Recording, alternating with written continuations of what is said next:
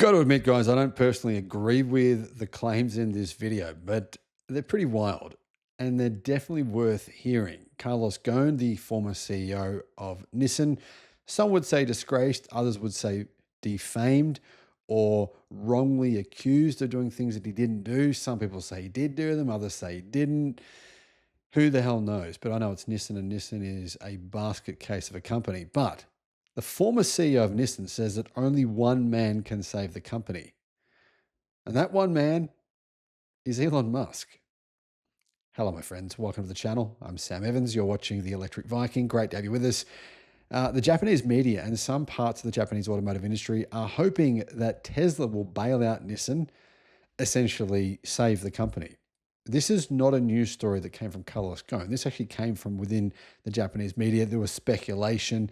And in fact, it appeared to me as though certain parts of Japan's economy were actually hoping that this would happen, that Tesla would come in and structurally reform the company. Now, there's zero chance of Tesla doing this. I'd be willing to bet. Honestly, I'd be willing to do, I don't know, run around naked and do a 5-kilometer run if this were to happen. It's so unlikely. It's just utterly ridiculous to conceive the notion that Tesla would want to get involved with Nissan. It's absolutely insane. But some people think it would be the only thing that would really save the company. Carlos Ghosn is one of them. Michael Hoffman for Japan Today says that the ancient Greek tragedians would have made much of this character or Shakespeare. Maybe no less a hand can do him justice. Macbeth, Oedipus, Ghosn. Few have risen higher, few fallen lower. That's tragedy. Greatness is self-destructive. And he kind of makes a point here. Carlos Ghosn was a literal superstar in Japan. A lot of people think that's the reason why Nissan plotted to bring him down. That may or may not be true. Carlos Ghosn was a corporate wizard, a magician. One failing company after another, he turned around, returned to profitability. Michelin, Renault, Nissan. He was like Oedipus, ambitious like Macbeth. And where is he now? Well, he's in Beirut, Lebanon. He's a fugitive. He's obviously hiding. Everyone knows his story, but you don't really. That's the truth. I mean, no one really knows it. I actually shared some of his story. Very long, very detailed, very complex. I don't think anyone really knows it in detail. Even if you've seen that documentary on Netflix, it doesn't tell you the full story. It's very, very complicated. Anyhow, Nissan, one of Japan's big three automakers, had been given up for moribund when he took over as chief operating officer in 1999. It was 2 trillion yen in debt. Its cars weren't selling. Hopeless was the general prognosis. Who was fool enough to defy such odds? Ghosn. He was then Renault's chief executive officer. Renault purchased a large stake in Nissan. Why? Nobody knows. Ghosn became Nissan's chief operating officer. Give me a year, he said in effect. He would resign if he failed to make it profitable. He was signing his death warrant, skeptics said. We who know how the story ends, if it has in fact ended, smile at the irony.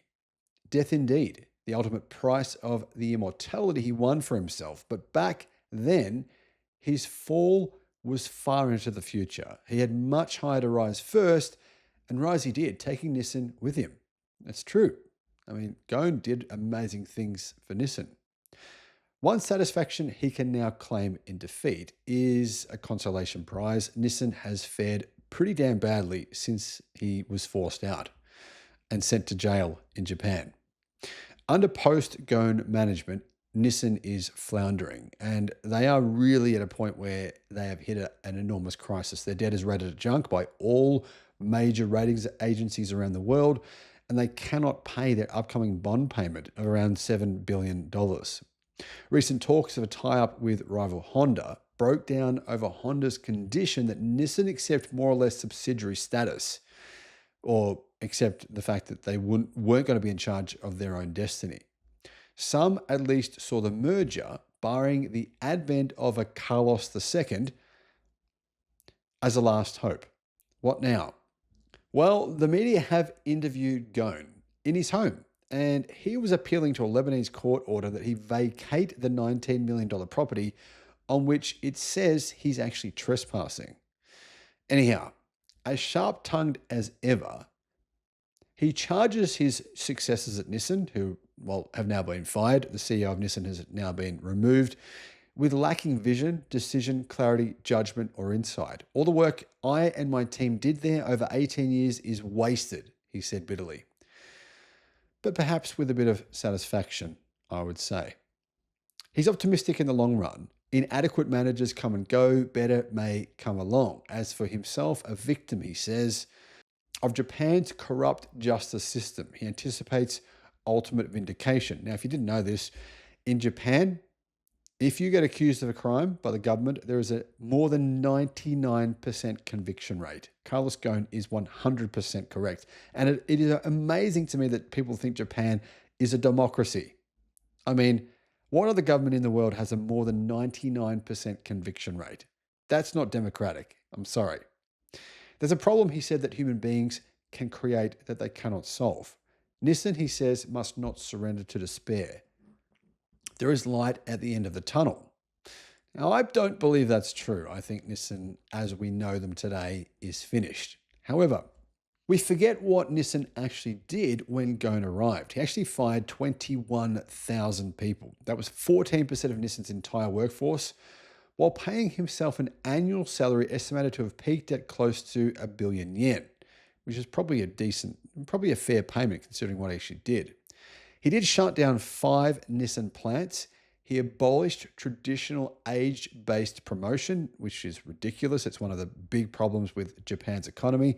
Simply promoting people because they're older than you, not based on merit. And there was a lot of controversy in Japan over that. People did not like that. There was a change to the current system. In addition to that, he trashed traditional lifetime employment, which is equally insane. I mean, I've said this many times. Imagine if someone said to you or me, hey, welcome to your new job. You're never going to be fired. You're going to be here for your life. How hard would you work, right? By the way, we're not going to promote you based on merit. We're going to promote you based on how long you've been at the company. It's insanity. He made many enemies as a result. The leader not prepared to do that is not suited for leadership, he would say.